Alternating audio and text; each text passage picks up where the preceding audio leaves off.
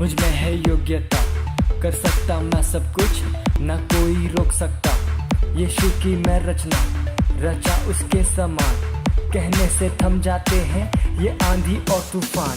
झुकाऊं आसमान ये हिलाऊं हर पहाड़ में, चलूं मैं पानी पे भी यीशु में विश्वास से। खोलूं अंधों की आंखें, भरूं मुर्दों में सांसें। सुन लो सब कान वालों मेरी हर एक बातें।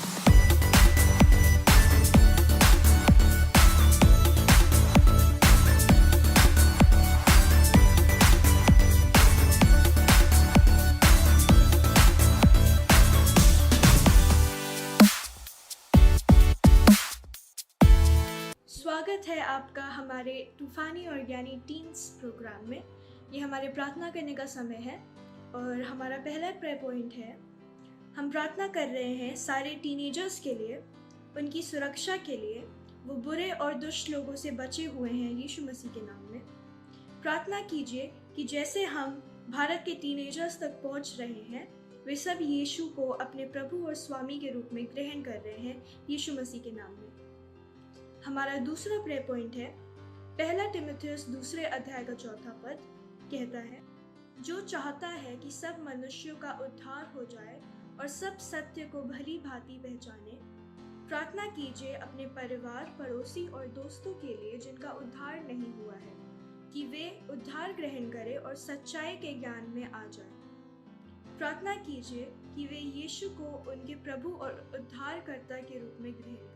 आइए हम अपने हाथों को स्वर्ग की ओर उठाते हैं और प्रार्थना करते हैं। श्री प्रभु सोरोबोहो चिकेरा बाहु शोरोबोहो प्रगहारबा मे प्रगहा शिराबाहा सेरिया बाहु शोरोबोहो प्रगहा सिगेहे चिकेराबा श्री प्रभु रोबोहो प्रगहा सिगेहे शेरिया बाहु प्रभु सेराबा मे प्रगहा शिगेहे चिकेरिया बाहु शोरोबोहो प्रगहा सेराबा मे प्रगहा शेरिया बाहु शोरोबोहो प्रगहा चिकेराबा श्री प्रभु सोरोबोहो चिकेरिया बाहु शोरोबोहो प्रगहा सेराबा मे प्रगहा शेरिया बाहु शोरोबोहो प्रगहा सेराबा श्री प्रभु चिकेरा बाहु शोरोबोहो प्रगहा सेरियाबा मे प्रभु शेराबाहा चिकेरा बाहु शोरोबोहो प्रगहा सेराबा मे प्रभु शोरोबोहो चिकेरिया बाहु शोरोबोहो प्रगहा सेराबा श्री प्रगहा सिगेहे शेरिया बाहु प्रभु रोबोहो प्रगहा शेराबा मे प्रगहा चिकेरा बाहु शोरोबोहो प्रगहा सेराबा श्री प्रभु सोरोबोहो शिगेहे चिकेरा बाहु शोरोबोहो प्रगहा राबा मे प्रगहा शिगेहे सेरा बाहु शोरोबोहो प्रगहा सिगेहे चिकेरियाबा मे प्रभु शोरोबोहो प्रगहा सेराबा श्री प्रगेहे चिकेरिया बाहु शोरोबोहो प्रगहा सेराबा मे प्रभु शिगेहे चिकेरा बाहु शोरोबोहो प्रगहा राबा श्री प्रभु सोरोबोहो चिकेरिया बाहु शोरोबोहो प्रगहा सिगेहे शेराबा प्रगहा सेराबा मे प्रभु शोरोबोहो सिगेहे शिगेहे चिकेरा बाहु शोरोबोहो प्रगहा राबा मे प्रभु शोरोबोहो प्रगहा सेरियाबा श्री प्रभु सोरोबोहो चिकेरा बाहु शोरोबोहो प्रगहा सिगेहे शेराबा से प्रगहा शिगेहे सेरिया बाहु शोरोबोहो प्रगहा राबा मे प्रभु शोरोबोहो चिकेरा बाहा शेरियाबा से प्रभु शोरोबोहो प्रगहा सेराबा शिगेहे चिकेरा बाहु शोरोबो से प्रगहा शेराबा प्रगहा सिगेहे शिगेहे चिकेरियाबा श्री प्रभु सोरोबोहो प्रगहा सिगेहे शेराबा मे प्रभु सिगेहेरिया बाहु शोरोबोहो प्रगहा शोरोबोहो प्रगहा सेराबा श्री प्रभु सुगोहो शेराबा चिकेरियाबा श्री प्रभु सोरोबोहो चिकेरा बाहा शेराबा मे प्रभु सोरोबोहो चिकेरा बाहु शोरोबोहो प्रगहा सेराबा मे प्रभु शिगेहे सेराबा प्रगहा शेराबा मे प्रभु चिकेरा बाहा शेरियाबा से प्रभु रोबोहो प्रगहा शिगेहे सेराबा चिकेरियाबा श्री प्रभु सोरोबोहो प्रगहा सेराबा चिकेराबा मे प्रभु शोरोबोहो प्रगहा सिगेहे शेराबा से प्रभु शिगेहे चिकेरिया बाहु शोरोबोहो प्रगहा सेराबा श्री प्रभु रोबोहो प्रगहा सेरियाबा मे प्रभु शोरोबोहो चिकेरा बाहा शेरियाबा से प्रभु शोरोबोहो प्रगहा सेराबा मे प्रभु शिगेहे चिकेरिया बाहु शोरोबोहो प्रगहा राबा मे प्रगहा शिगेहे चिकेरिया बाहु शोरोबोहो प्रगहा सिगेहे शेराबा से प्रगहा चिकेरिया बाहु शोरोबोहो प्रगहा राबा मे प्रगहा शेराबा चिकेरिया बाहु शोरोबोहो प्रगहा सेराबा मे प्रगहा शिगेहे चिकेरिया बाहु शोरोबोहो प्रगहा सेराबा। यीशु मसीह के नाम में हम सारे भारत के टीनेजर्स पर उद्धार बोलते हैं यीशु मसीह के नाम में। हम जहाँ पर भी हैं, हमारे पड़ोसी, हमारा परिवार, हमारे दोस्त जो अभी उद्धार नहीं पाए हैं, यीशु मसीह के नाम में हम उनके जीवन में उद्धार बोलते हैं। वो परमेश्वर के वचन की सच्चाई को जानेंगे और उसको स्वीकार करेंगे और यीशु मसीह को अपने उद्धारकर्ता के रूप में स्वीकार करेंगे यीशु मसीह के नाम में। आमीन। हमारे साथ बने रहिए और हमारे आगे के एक्साइटिंग सेगमेंट्स को एंजॉय करिए।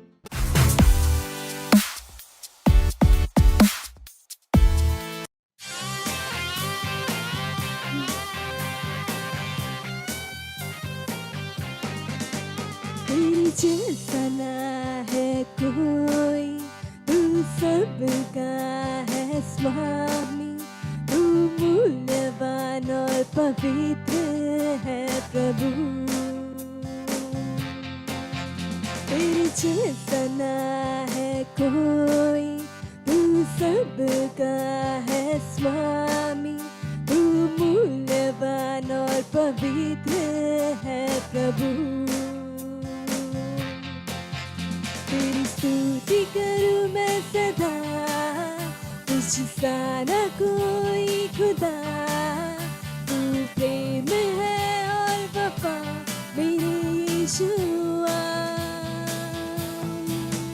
तेरी स्तुति करूं मैं सदा, तुझ सा न कोई खुदा, तू प्रेम है और वफा मेरे यीशुआ। मेरी जिंदगी है सवारी, इतनी हंसी है बनाई, मेरे हर पल में है तुम और ना कोई। मेरी जिंदगी है सवारी, इतनी हंसी है बनाई, मेरे हर पल में है तुम और ना कोई। तेरी स्तुति करूं मैं सदा, तुझ सा न कोई खुदा, तू प्रेम है और वफा मेरे यीशुआ। तेरी स्तुति करूं मैं सदा, तुझ सा न कोई खुदा, तू प्रेम है और वफा मेरे यीशुआ। तेरे वचनों को मैं करूं, तेरे कदमों पर ही चलूं, संग तेरे ही मैं रहूं, बस यही। तेरे वचनों को मैं करूं, तेरे कदमों पर ही चलूं, संग तेरे ही मैं रहूं, बस यही। स्तुति करूं मैं सदा, तुझ सा न कोई खुदा, तू प्रेम है और वफा मेरे यीशुआ। तेरी स्तुति करूं मैं सदा, तुझ सा न कोई खुदा, तू प्रेम है और वफा मेरे यीशुआ।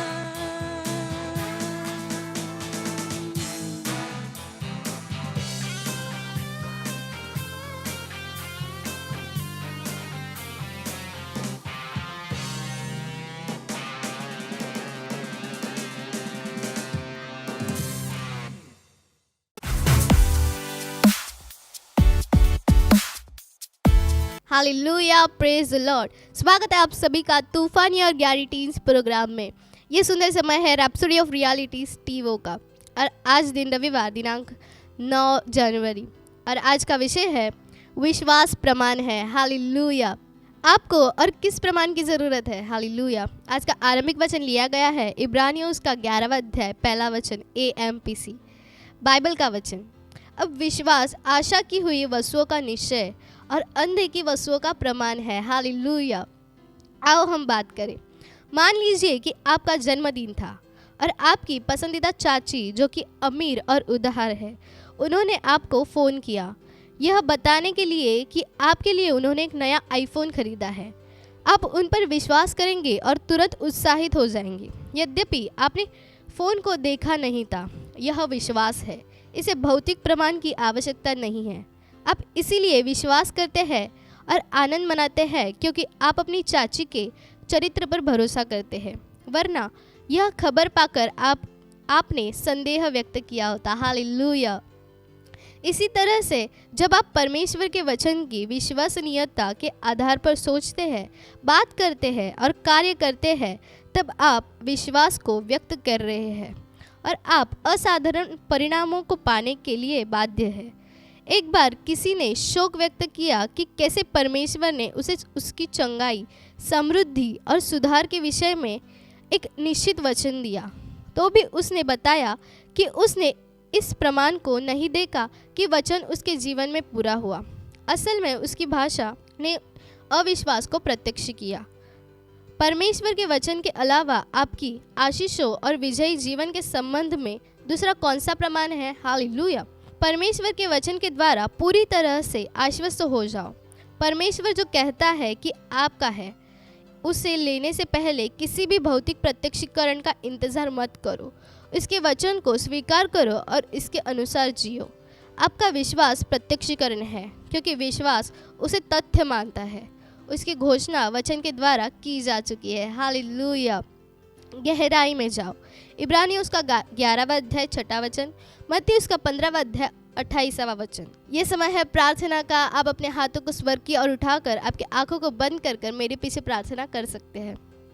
मेरा विश्वास सक्रिय है और अभी प्रबल होता है।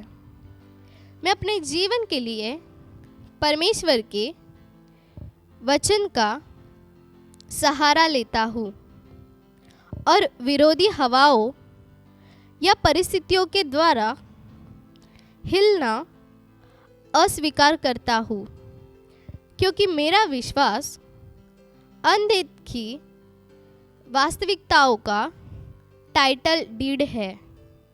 दैवीय स्वास्थ्य और दैवीय समृद्धि में जीते हुए, सामर्थ और अनुग्रह में, मैं मसीह में अपने उत्तराधिकार के प्रकाश में जीता हूँ। मैं हर दिन विजयी हूँ, क्योंकि मैं वचन में और वचन के द्वारा जीता हूँ। आमीन। आप दैनिक बाइबल अध्ययन योजना भी कर सकते हैं। आप 1 वर्षीय बाइबल अध्ययन योजना के लिए पढ़ सकते हैं मत्ती उसका 7वां अध्याय 7 से 29 वचन, उत्पत्ति उसका 23 और 24वां अध्याय। 2 वर्षीय बाइबल अध्ययन योजना के लिए आप पढ़ सकते हैं मत्ती उसका 5वां अध्याय 1 से 10 वचन और उत्पत्ति उसका 9वां अध्याय। आप ये काम भी कर सकते हैं, इब्रानी उसका 11वां अध्याय पहले वचन को दोहराओ और इस पर मनन करो। Hallelujah, praise the Lord. जुड़े रहिए हमारे साथ, आपके लिए और भी एक्साइटमेंट वाली चीज़ें आ रही है।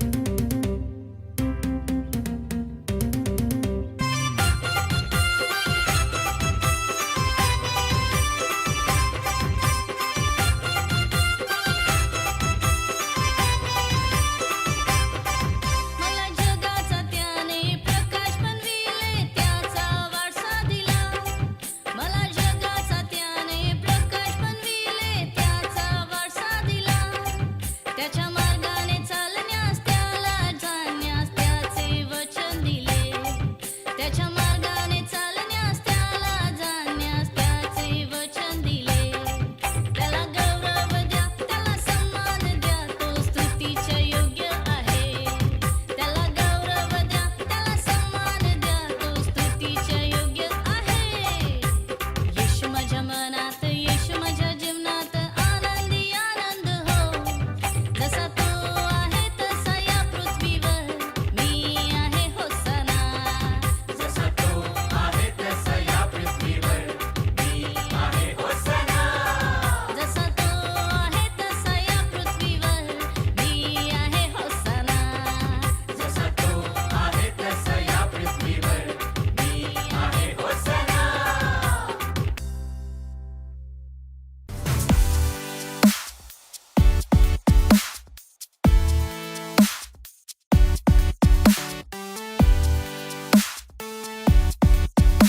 हेलो दोस्तों, आप सभी का स्वागत है आज के हमारे हक्का बक्का के टीवी एपिसोड में।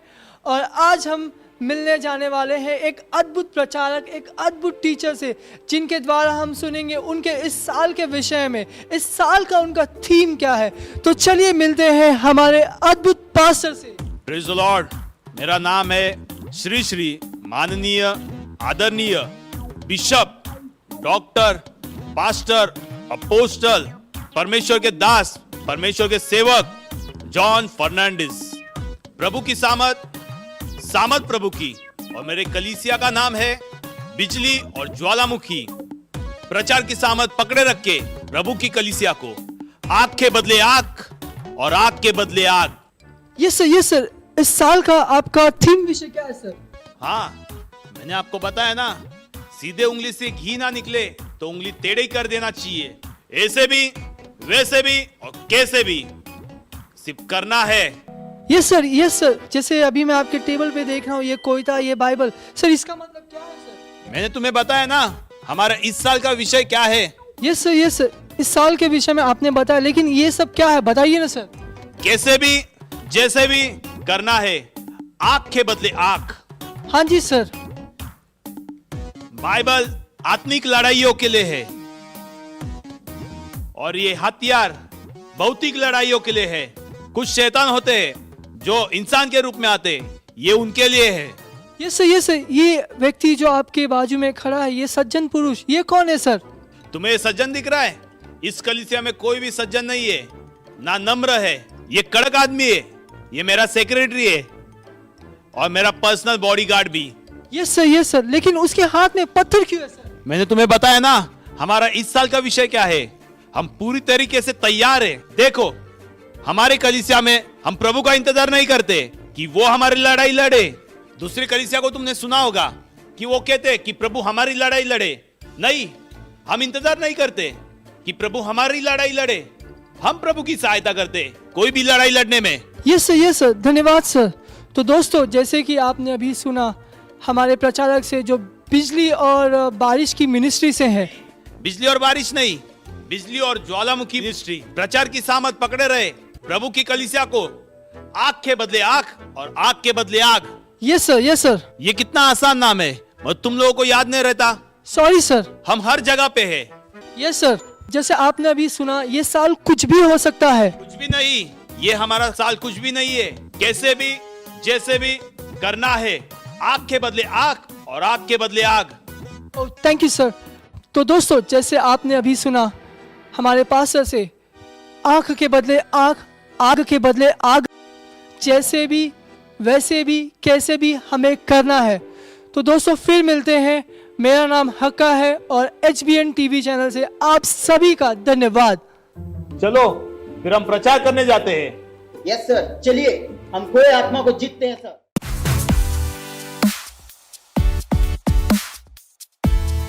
हेलो, स्वागत है आपका हमारे इस प्रोग्राम में जिसका नाम है तूफानी और ज्ञानी टीन। और ये हमारा सेगमेंट है सवाल आपके जवाब हमारे। और फिर से हम आपका धन्यवाद देना चाहते हैं इतना हमें प्यार देने के लिए, हमारे प्रोग्राम को देखने के लिए, उसको प्रमोट करने के लिए, उसमें इंटरेस्ट दिखाने के लिए। Thank you very much.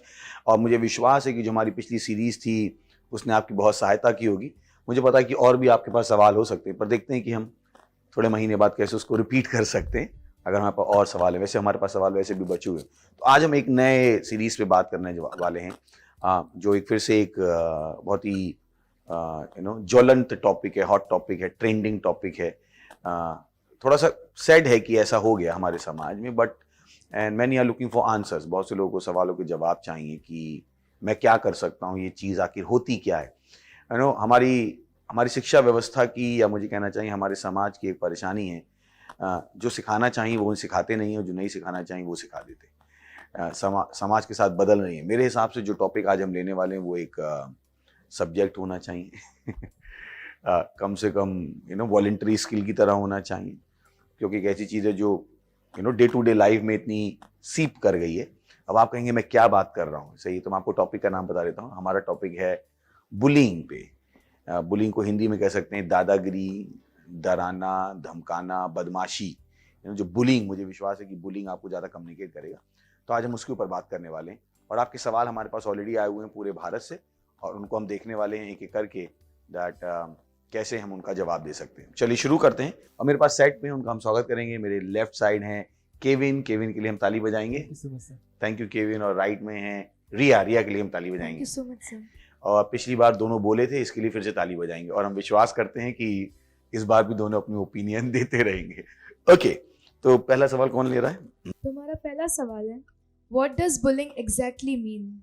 Okay, कि बुलिंग का ठीक मतलब क्या है। So I read from the definition. मैं डेफिनेशन पढ़ देता हूँ और आपको समझा देता हूँ। Bullying is the use of force, coercion, hurtful teasing और threat to abuse, aggressively dominate और इंटिमिडेट। हिंदी में है कि दादागिरी, धमकी, बदमाशी, बल का प्रयोग है,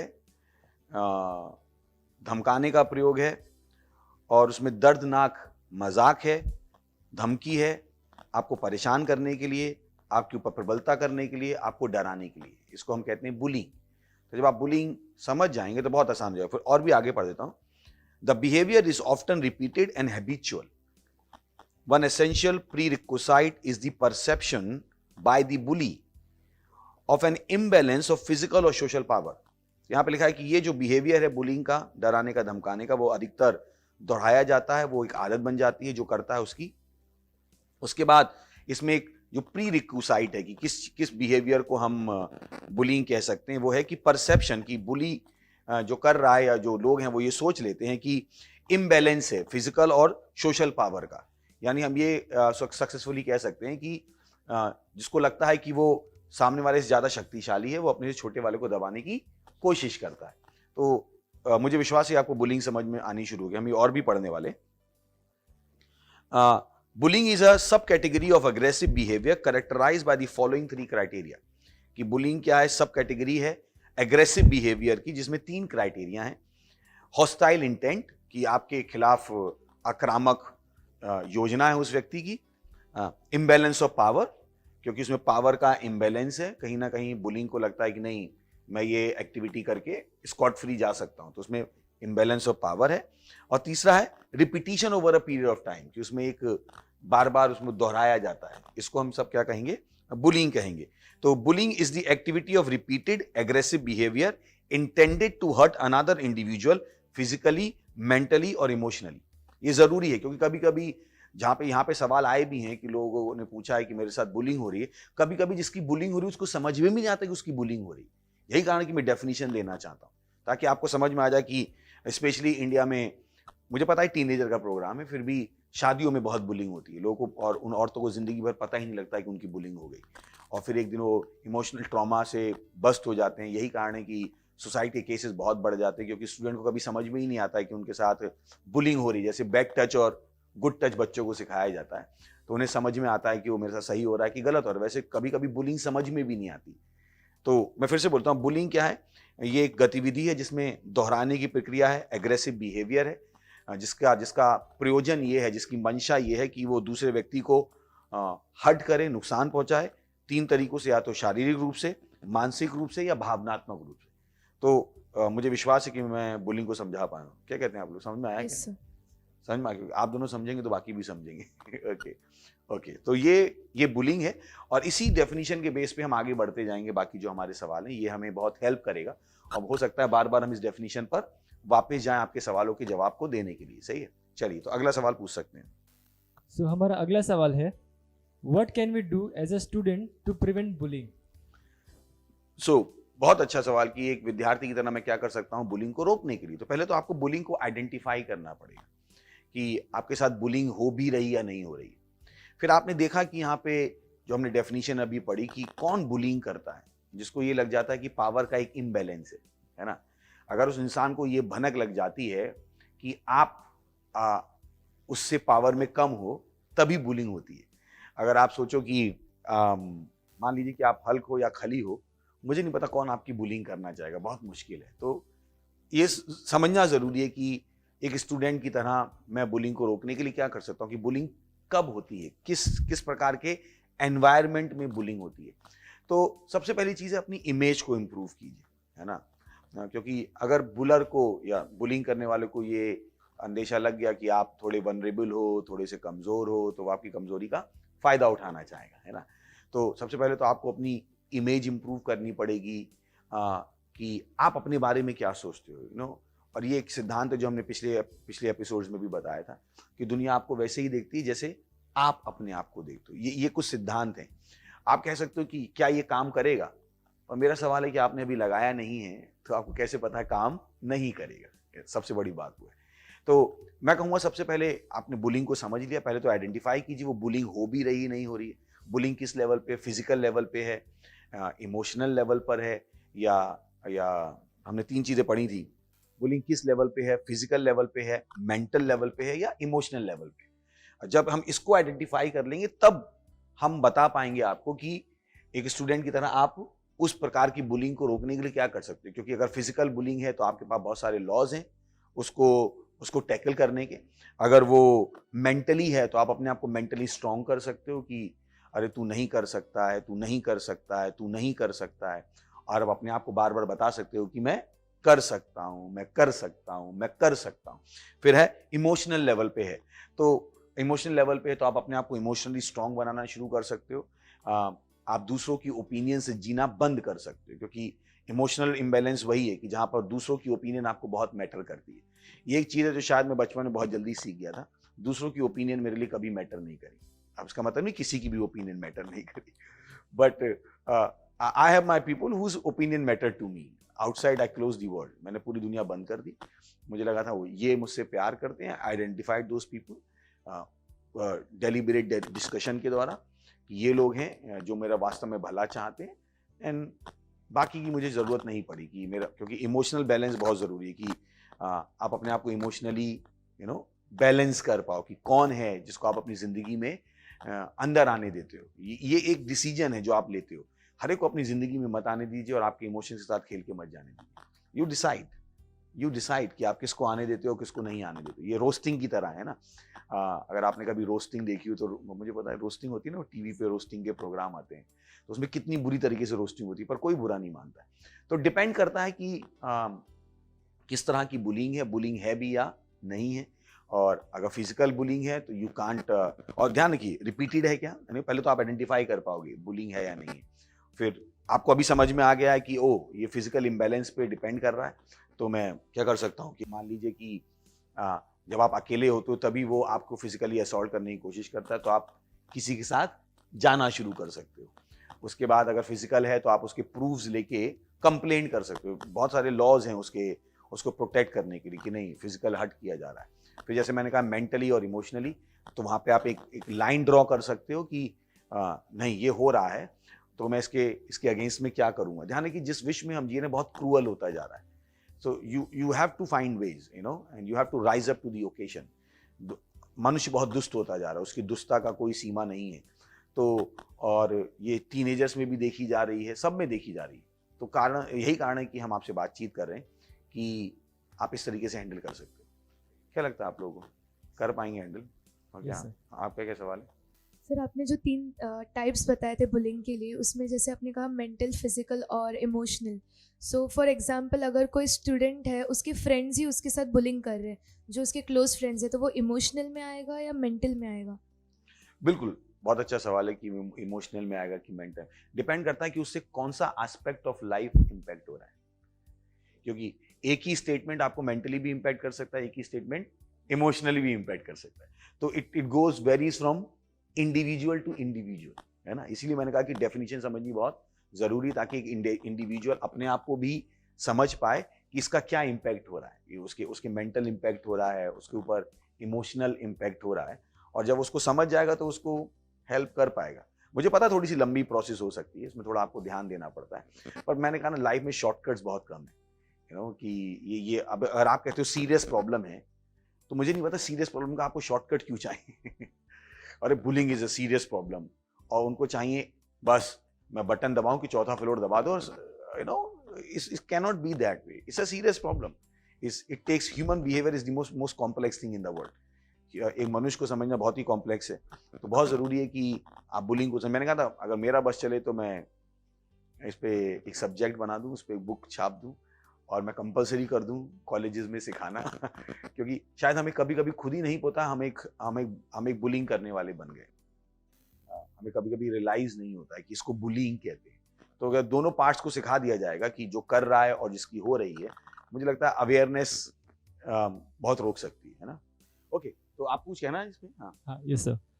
तो यहाँ पे जैसे वो पूछ रहे हैं कि एज अ स्टूडेंट मतलब वो क्या कर सकते हैं, तो एज अ स्टूडेंट वो अपने टीचर्स से बातचीत कर सकते हैं उस विषय के बारे में, अपने पेरेंट्स से बात कर सकते हैं कि मेरे साथ ऐसी एक्टिविटी हो रही है तो मुझे मदद चाहिए। तो मैंने कहा ना डिपेंड करती, कभी कभी मैंने कहा ना फिजिकल है तो you have to bring people in, पर मैंने कहा ना कभी कभी मेंटल और इमोशनल है। मुझे पता हम टीनेजर हैं और हम चाहते नहीं है कि पेरेंट्स को पहली ही बार में इन्वॉल्व करें। मैं नहीं एडवाइस दूंगा उसकी पहली बार में आप इन्वॉल्व हो जाएं।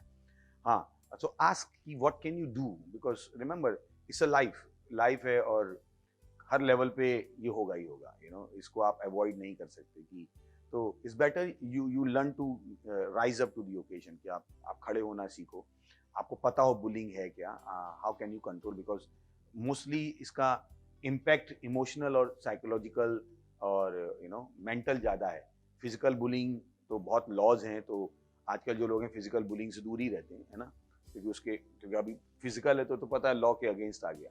पर जब बात आती है मेंटल और इमोशनल की, तो लॉज इतने कि भाई मैंने ये बोला था, इसका मेरा ये मतलब था, तूने ये क्यों ले लिया, है ना।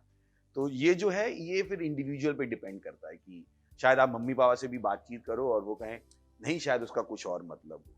तो आपको इंडिविजुअली आइडेंटिफाई करना पड़ेगा कि क्या मेरे लिए बुलिंग है ना। अभी एक मोटा इंसान है, उसको आप अभी कॉमेडियन है, वो मोटा है तो वो अपनी बुलिंग कर रहा है पर उससे पैसे कमा रहा है, तो उसके लिए बुलिंग नहीं है ना। तो उसने उसको बुलिंग की तरह नहीं रखा है कि, है ना। पर एक दूसरा मोटा इंसान है, उसको कोई बार बार मोटा बोलेगा तो कहेगा मेरी बुलिंग हो गई। तो bullying has a wide range, it's also about your own perception कि जो आपसे कहा जा रहा है उसके लिए आपका रिएक्शन क्या है, व्हाट इज योर रिस्पॉन्स, वो सब कॉम्प्रोमाइज करके क्या बनेगा, बुलिंग बनेगा। समझा पा रहे हो क्या? आई थिंक मतलब बुलिंग इस मैंने कहा ना ये टॉपिक है पूरा, एक बहुत बड़ा विषय है जिसको हमें अच्छे से आइडेंटिफाई करना है, जिसके ऊपर समाज में बात होनी है। बट हमें लगता है कि 2+2 4 से ही देश चल जाएगा। चलिए अगला सवाल लेते हैं। हमारा तीसरा सवाल है, as a victim of bullying what steps can we take to be safe from it. अब जैसा हमने पहले ही कह दिया कि विक्टिम ऑफ बुलिंग, फिर डिपेंड करता है आप कौन से प्रकार के आप विक्टिम हो, किस प्रकार के आप विक्टिम हो। और उससे बचने के लिए मैं कहूँगा बचने की जगह सोचिए कि how can I stop it, कि ताकि कोई जिंदगी में दोबारा आपको बुलिंग ना कर पाए। अगर आप मेरे दांत के बारे में बोलोगे मुझे कोई फर्क नहीं पड़ेगा, मेरे को भाई ऐसे ही है, अपना खाना हो जाता है। तो आप कितनी बार भी बोलो मेरे दांत के बारे में, मुझे फर्क ही नहीं पड़ेगा, बिकॉज मुझे नहीं फर्क पड़ता कि आप क्या बोलते हो, मेरे लुक्स के बारे में आप क्या बोलते हो, मुझे बिल्कुल भी फर्क नहीं पड़ता है। कुछ भी मेरी हाइट के बारे में आप क्या बोलते हो, तो मुझे पता है मेरी हाइट उतनी ज़्यादा नहीं है, इतना छोटा भी नहीं। तो मेरे दोस्त जब कह रहे तू छोटा है, मैंने कि भाई सारे सफल आदमी छोटे ही थे, तू भी छोटा हो जा, है ना। मैंने कि लंबों का दिमाग घुटनों में होता है। मैं अपना चल रहा था, मेरा अपना था, तो nobody could do bullying to me because मेरे पास अपना जवाब था। मैंने कहा ओके, मैं क्यों तेरी ओपिनियन से जीना शुरू कर दूं, तुझे क्या पता है भाई, तेरी अज्ञानता से मैं क्यों अज्ञानी बन जाऊं। तू कह रहा है छोटे आदमी, मैं कहूँ सारे लंबे अमीर है क्या, मिला ले भाई, मुझे भी मिला लेना, सारी लंबाई से अमीर ही बन जाती है। ये लंबाई क्या होती है, लंबाई क्या होती है? ये तो हो नहीं कि आप एग्जाम देने जाओगे वहां लंबाई लिखोगे नंबर ज्यादा मिल जाएंगे, ऐसा तो नहीं होने वाला है ना लाइफ में कि मैं लंबा हूं तो बस सही है। तो व्हाई शुड आई थिंक कि जो लोगों को डिसएडवांटेज लगता है मुझे क्यों डिसएडवांटेज लगता है, ये मेरा भी परसेप्शन है अपने बारे में। तो बुलिंग एक बहुत इम्पैक्ट ये आपको मैंने पहले कहा सेल्फ इमेज पे बहुत डिपेंड करता है कि आपने अपने दिमाग में कौन से स्ट्रक्चर क्रिएट किए, मेंटल स्ट्रक्चर्स कौन से क्रिएट किए। इसका मतलब नहीं मैं उनको जस्टिफाई ठहरा रहा हूँ और सारा का सारा दोष आप पर थोप रहा हूँ कि आप ही कुछ करो और वो ना करें। वो तो वही है ना कि अगर आपको भूख लगी है तो आप कैसे आप क्या करोगे? मैं आप ही से कहूंगा ना खाना ढूंढो जाके, है ना। तो आपकी बुलिंग हो रही है, आप विक्टिम हो, आप परेशान हो, अगर आपको चोट लगी तो आप दवाई ढूंढोगे, सही है ना।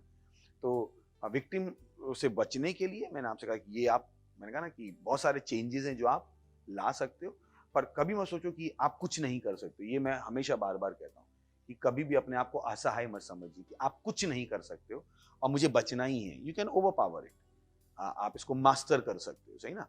मुझे याद है सालों पहले मैं एक बहुत ही अच्छा ब्यूटी कॉन्टेस्ट देख रहा था जिसमें जो लड़कियां एसिड की विक्टिम थी और मैं उनके चेहरे देख रहा था, they look so beautiful to me, I am telling. वो सारी लड़कियां मुझे सुंदर लग रही, तो मैं अपने आप से बात कर रहा था लड़कियां इतनी सुंदर क्यों लग रही। तो मुझे समझ में आया, ओ ये जब रैंप वॉक कर रही थी अपने आप को सुंदर समझ रही। और मैंने उसी समय कुछ और लड़कियों के फोटो देखे जिन्होंने अपने आप को विक्टिम समझा। मैं नहीं कर रहा वो गलत है, मैं केवल एक एग्जाम्पल के द्वारा बताने की कोशिश कर रहा हूँ। बहुत गलत चीज होती है वो एसिड विक्टिम, और पर मैं केवल अपनी बात को रखने की कोशिश कर रहा हूँ कि उस महिला ने, क्योंकि वो अपने आप को सुंदर समझ रही थी, तो मुझको भी वो सुंदर लग रही थी, because so it happens a lot कि जो आप विक्टिम हो, bring yourself from the mentality of victim and enter the position of victim. I hope it happens. Okay, next question. So our next question is it bad to be studious? Because my friends keep teasing me as I'm studious. How do I make them understand that study is much more important than bullying? Beautiful. पहली बात तो कभी कभी जब मैं इस तरह के सवाल सुनता हूँ तो मुझे लगता है फिर से वही है कि ओपिनियन दूसरों की बहुत मैटर करती है। अच्छा, फिर दूसरा पार्ट है आपके सवाल का कि how do I make them understand, मैं कैसे उन्हें महसूस कराऊं कि जो मैं कर रही हूं या कर रहा हूं वो सही है। कभी कभी आप ऑन द स्पॉट महसूस नहीं करा सकते कि इसके लॉन्ग टर्म इम्पैक्ट क्या है। You have to be rest assured that what you are doing is right. आपको अपने अंदर कॉन्फिडेंस डेवलप करना पड़ेगा कि नहीं ये सही चीज है, दूसरे इसको गलत समझते हैं, इसका मतलब नहीं गलत कोई आप सही समझो, क्योंकि studies can not be wrong, कभी भी गलत नहीं हो सकती। अब मैंने पिछली बार भी कहा था कि दोस्त कौन है, हमने डिफाइन किया था दोस्त कौन है, जो आपको सही चीजें बताए, सही चीजों को करने के लिए प्रमोट करे। ये भी एक दोस्ती की बहुत बड़ी डेफिनेशन है। तो मैं कहना चाहूंगा कि पढ़ाई कभी बुराई नहीं हो सकती, क्योंकि ज्ञान हमारी सामर्थ्य, नॉलेज इज पावर, ये आपने सुना होगा, and it can give you power. तो अगर कोई कहता है कि पढ़ाई गलत है, मैं कहता हूँ फिर ज्ञान कहाँ से आएगा आपके पास, फिर तो आप वीक रह जाओगे, है ना। जैसे अभी हमने बुलिंग के ऊपर बातचीत की, मुझे पता आपके पास ज्ञान आ रहा है तो आपको सोल्यूशन समझ में आ रहे हैं। तो पढ़ाई लिखाई बहुत जरूरी है कि अब दोस्तों का क्या परसेप्शन है अलग है वो, है ना। अभी आप पाकिस्तान वाले से पूछोगे तो वो कहेगा इंडिया में रहना ही गलत है, तो आप ना इंडिया छोड़ के भाग जाओगे वो आपकी बुलिंग करना शुरू कर दे कि भाई नहीं इंडिया में रहना ही गलत है। इंडिया वाले से पूछोगे तो कहेगा पाकिस्तान में रहना गलत है, तो पाकिस्तान वाले के पाकिस्तान छोड़ के भाग जाए।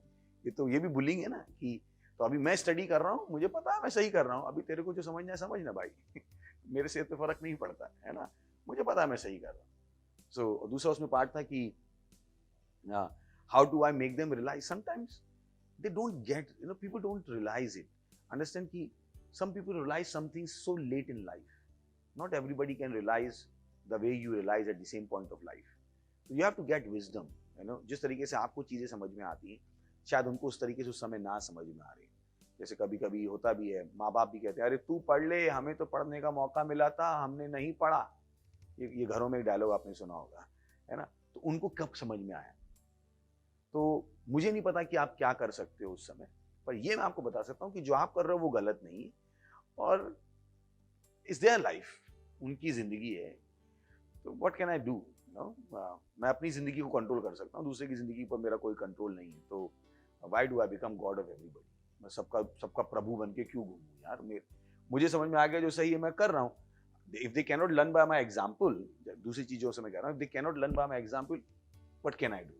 I'm limited. This is all I can do. You're not limited. You know, इससे ज़्यादा आप क्या कर सकते हो? You can lead by example. उसके अलावा अगर आदमी नहीं समझना चाहता है तो just leave it and move on.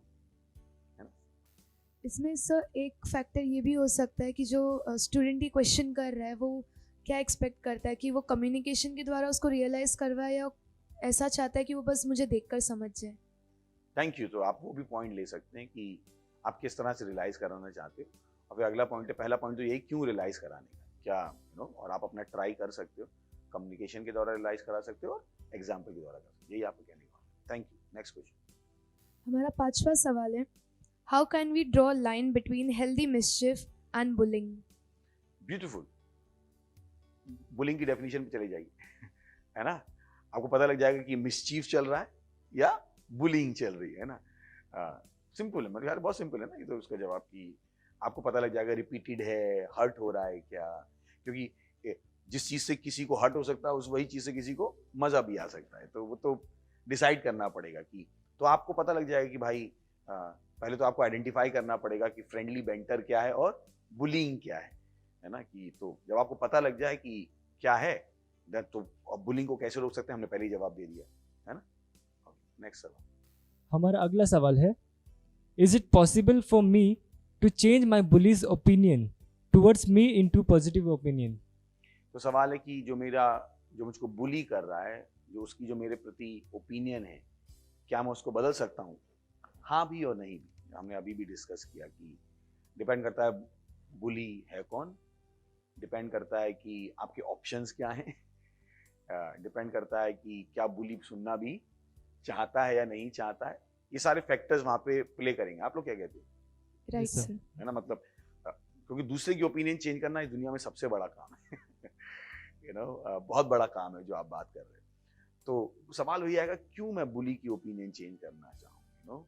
शायद वो बदलना नहीं चाहता। एक इंसान जो बदलना नहीं चाहता है उसको बदलना शायद बहुत मुश्किल है ना, क्योंकि बदलाव इंसान खुद डिसाइड करता है कि मुझे बदलने की ज़रूरत है, नहीं तो आप बाहर से कितना भी प्रेशर डालो कुछ होने वाला नहीं है। तो हाँ, जैसा हमने कहा कि बुली की ओपिनियन मेरे बारे में डिपेंड करता है वो बुली है कौन, कि कि क्या पता बहुत क्लोज फ्रेंड है जिसको आप लूज करना नहीं चाहते हो, उसे पता भी नहीं लगा है कि वो बुली है, और आज आपने डेफिनेशन के द्वारा आइडेंटिफाई कर लिया कि वो बुली कर रहा है, तो उसको समझाओ यार एक आज अच्छा टॉपिक पढ़ा है, चल एक बुली को समझते हैं, बुलिंग को समझते हैं, बिना उसको बोले कि तू बुली है, और शायद उसको रियलाइज हो जाए कि अरे मैं जो कर रहा था वो क्या था, बुलिंग है। तो डिपेंड करता है कि आपका कम्युनिकेशन लेवल क्या है, बुली कौन है, आपके उसके साथ रेपो क्या है, किस लेवल तक आप उसके साथ कम्युनिकेट कर सकते हो, किस लेवल तक वो आपकी सुनेगा। अगर सुनेगा ही नहीं तो फिर आप उसकी ओपिनियन कैसे चेंज कर पाओगे, है ना? क्या कहते हैं? Right sir. तो थैंक यू वेरी मच। मुझे विश्वास है कि हम कुछ हद तक इस टॉपिक को खोद पाएं, और अगले संडे जब हम आएंगे तो और इस पर हम बातचीत करेंगे। पर अपने सवाल भेजते रहिए, अपनी ओपिनियन भेजते रहिए, और जैसा हमने कहा आप लाइव सेट पे आना चाहते हैं तो करते रहिए। यहाँ पर बहुत सारे टैलेंट को दिखाने के आपके मौके हैं, तो अपने टैलेंट की वीडियोस हमें भेजते रहिए, दोस्तों में बातचीत करते रहिए, क्योंकि जिस चीज़ के बारे में हम बात नहीं करते लोगों को लगता है वो एग्जिस्ट ही नहीं करती है, ऐसा लगता है कि मर गई। यही कारण है कि एडवर्टीजमेंट बहुत ज़रूरी है। तो अपने दोस्तों के साथ बात करते रहिए, है ना, ये भी एक आपका तरीका है। शायद वो आपकी ना सुने, शायद हमारी सुन लें, है ना, कि कभी कभी होता है ना कि अरे क्या, और होता क्या है कि कभी कि जो टीवी पे आ रहा होता है, जो इंटरनेट पे आ रहा होता है, लोगों को उस पर ज़्यादा विश्वास भी होता है कि इन्होंने अपनी रिसर्च की होगी, जो कि हमने वाकई में की, मैंने आपको डेफिनेशन पढ़ के बता दी, तो शायद उनका विश्वास ज़्यादा हो जाए और आप अच्छे से कम्युनिकेट कर पाओ। अभी भी प्रोग्राम में बहुत अच्छी चीज़ें बाकी हैं, हमारे साथ बने रहिएगा। Thank you very much, God bless you, bye bye.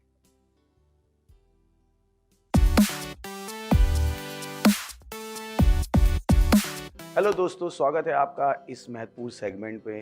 हमारे तूफानी और ज्ञानी दोस्तों का हम स्वागत करते हैं। ध्यान है कि तूफानी होना बहुत अच्छी बात है, पर तूफानी के साथ ज्ञानी होना भी बहुत बड़ी बात है। और ज्ञान आपके पास तब तक नहीं आता है जब तक यीशु मसीह आपके पास नहीं आता है। तो आप जो भी हो, आपके अंदर जो टैलेंट है, उसके बाद अगर आप स्वर्ग न जाओ तो उस टैलेंट का कोई फ़ायदा नहीं है। ये आपके पास मौका है कि आप स्वर्ग जा सकते हैं, और स्वर्ग जाने के लिए ज़्यादा कुछ करने की ज़रूरत नहीं है, केवल यीशु मसीह को अपने प्रभु और उद्धारकर्ता के रूप में ग्रहण करने की ज़रूरत है। तो आइए मेरे साथ ही प्रार्थना कीजिएगा, अपनी आंखों को बंद कीजिएगा और इस प्रार्थना को अपने मुंह से बोलिएगा, अपने दिल में विश्वास करके, और आप स्वर्ग के अपने रास्ते पर होंगे। प्रार्थना करेंगे, मेरे पीछे बोलिएगा, हे प्यारे पिता, मैं विश्वास करता हूं यीशु मसीह में, जीवित परमेश्वर के जीवित पुत्र में।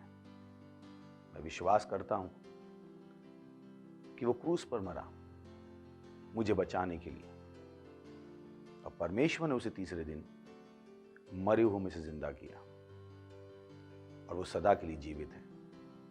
आज मैं बुलाता हूं यीशु मसीह को मेरे जीवन में मेरा प्रभु होने के लिए, मेरा स्वामी होने के लिए। मैं अपने मुंह से घोषणा करता हूं कि यीशु मसीह जीवित परमेश्वर का जीवित पुत्र मेरा प्रभु है, मेरा स्वामी है। मैं बच गया हूं। मैं विश्वास के द्वारा अपने अंदर अनंत जीवन को ग्रहण करता हूं। आज से, अभी से मेरे अंदर मसीह का दिमाग है, मसीह मेरी बुद्धि बन गया है।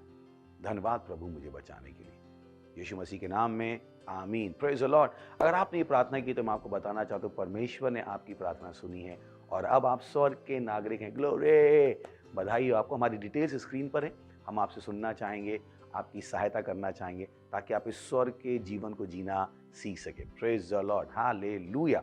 मैं आपके लिए प्रार्थना करूंगा। इससे पहले हम बाकी सेगमेंट में जाएं, प्रभु प्रार्थना करता हूं हर उस व्यक्ति के लिए, टीनेजर के लिए, यूथ के लिए, माँ बाप के लिए, जिन्होंने अभी अभी यीशु मसीह को अपने प्रभु के रूप में ग्रहण किया। मैं प्रार्थना करता हूँ कि यीशु मसीह का नाम उनके ऊपर सदा के लिए बना रहेगा। शैतान का इनके ऊपर कोई दावा या कब्जा नहीं। हाँ प्रभु, मैंने आशीष देता हूँ आपकी बुद्धि के द्वारा, आपकी आशा के द्वारा, आपके विश्वास के द्वारा, आपके प्रेम के द्वारा और आपके आत्मा के द्वारा, यीशु मसीह के नाम में, आमीन। Thank you very much. God bless you.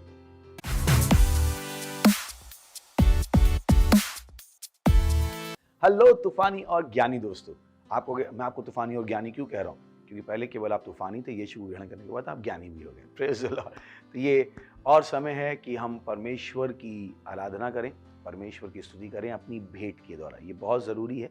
बहुतों को नहीं पता होता, उन्हें लगता है कि वो बहुत छोटे हैं, परमेश्वर की आराधना कैसे कर सकते हैं। नहीं, 10 साल का बच्चा भी अपने आप को बच्चा कहलाना पसंद नहीं करता है। तो आप तो टीनेजर हैं, तो मुझे विश्वास है कि आपको ये समझ में आएगा कि परमेश्वर की आराधना करने का एक ही तरीका है, जब आप उसको अपनी भेंट देते हैं। तो ये भेंट देने का समय, हमारी डिटेल्स स्क्रीन पर हैं, और अगर आप सेंटर में तो वहाँ आप फिजिकली अपनी भेंट दे सकते हैं। Praise the Lord. हम अपनी क्वायर का स्वागत करेंगे और इस बीच में आप अपनी भेंट दे सकते हैं। Thank you very much. God bless. ओ यीशु, तेरे जैसे कोई और नहीं, तू ही है। तूने मुझे जीवन दिया, परिपूर्णता का जीवन। यीशु, तेरे जैसा कोई नहीं। यीशु, तुझसे मैंने जिंदगी पाई। यीशु, तेरे जैसा कोई नहीं। यीशु, तुझसे मैंने जिंदगी पाई। तूने मुझे जीवन दिया, और तू ही मुझसे करता है प्यार सबसे जुदा। तूने मुझे जीवन दिया, और तू ही मुझसे कहता है प्यार सबसे जुदा। हालेलुया,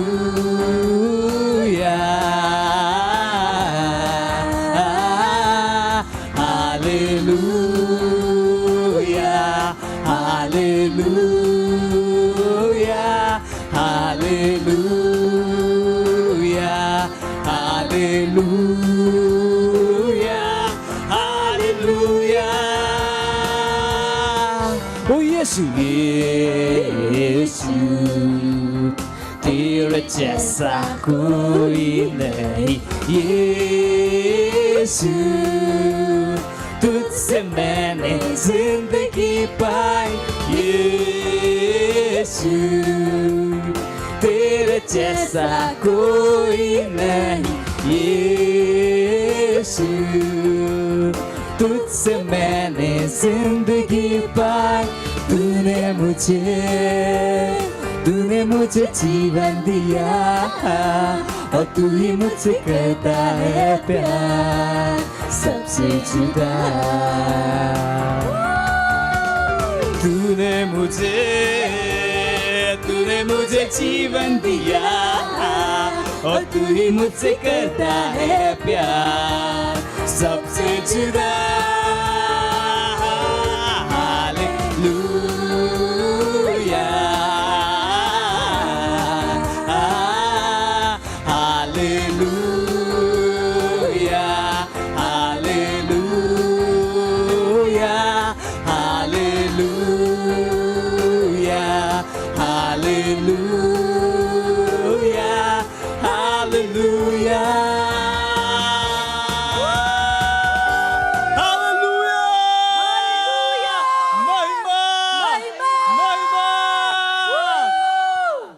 वाह वाह, थैंक यू।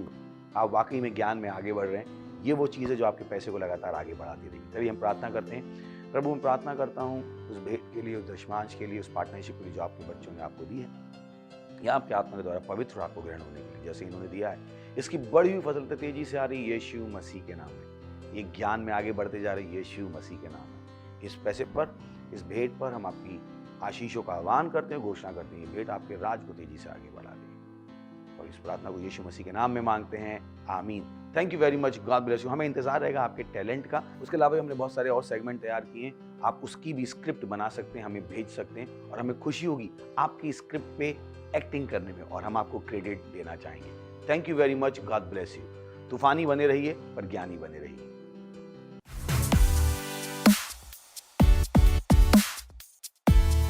ये समय है एक्शन पॉइंट्स का अनाउंसमेंट, कि मुझे पता है कि आप टीनेजर है तो आप कुछ करना चाहते हैं, आप बैठना नहीं चाहते, तो आपके लिए बहुत अच्छे अच्छे काम है, प्रभु के काम है। आप हमारे साथ जुड़ सकते हैं।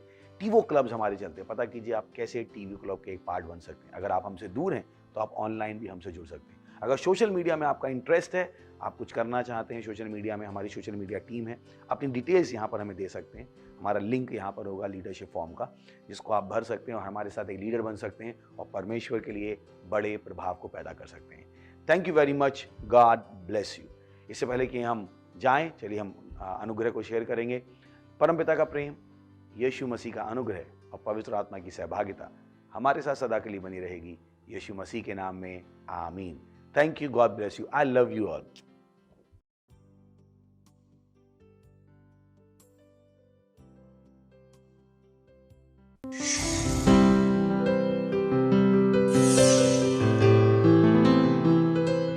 Subscribe to our channel, hit the bell icon, like, comment and share.